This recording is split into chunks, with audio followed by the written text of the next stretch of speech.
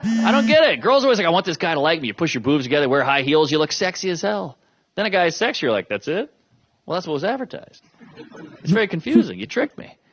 Your outfit's like a movie trailer. I'm like, oh, I want to see that movie. I go see the movie, then I go home. I don't sit around going, I got to get to know this theater. And I'm not saying the theater sucks or anything's wrong with it, just wasn't advertised. Talk to me. I'd love to get, I had a girl once, you can't leave, you fucked me. Wait, well, is this how you get people to hang out with you? I think that's crazy. Because, you know, it's like,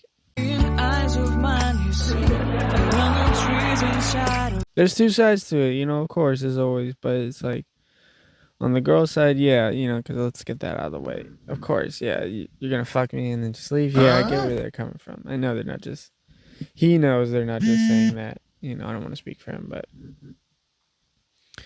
from the guy's perspective, from his perspective, based on what he's saying, you know, and from my experience, yeah, he has a point because, you know, it's like at the end of the day, you know, like I've had experiences personally.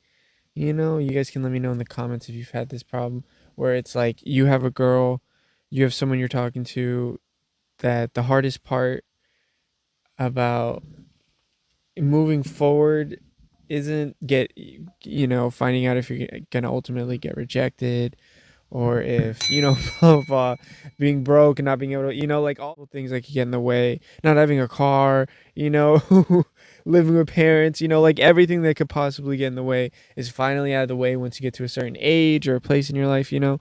And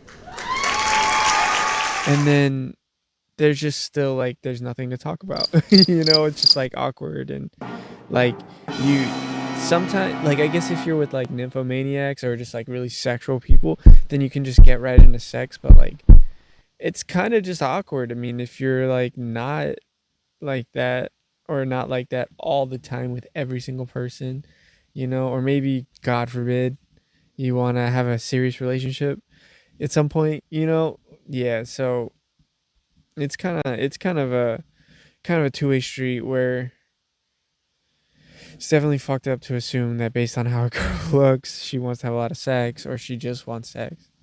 But also, at the same time, if a girl only focuses on her looks and literally doesn't have anything to say, you know, it doesn't have anything to contribute, you know, which, like, you know, it says a lot about men. The fact that he's saying that, I'll say that, I bet a lot of other men will voice this, you know, because there's a fine line. When, not to cut my own self off, but there's a fine line where it's like, you know,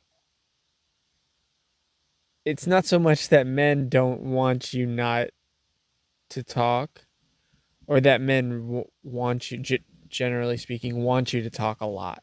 But it's like somewhere in the middle where it's like, we're definitely cool with you talking, because the more you talk, the less we have to talk, you know, from a smart guy's perspective, for us smart guys out there, the more you talk, the more opportunities I have to listen. And I'm a good listener regardless of if it's with a woman. I have good comprehension skills regardless of if it's with a woman. So, you know, that's just more brownie points for me. That's just more opportunities for success to cultivate a long-lasting relationship, right? Because I know my weaknesses and I know my strengths, right, guys? Come on. So, yeah, if you have nothing to say, I mean, come on. You can't be mad at guys like me and Mark for, you know, getting that post-nut clarity where it's like, okay, you know,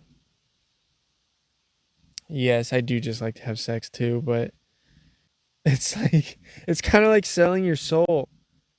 That's what I always felt like.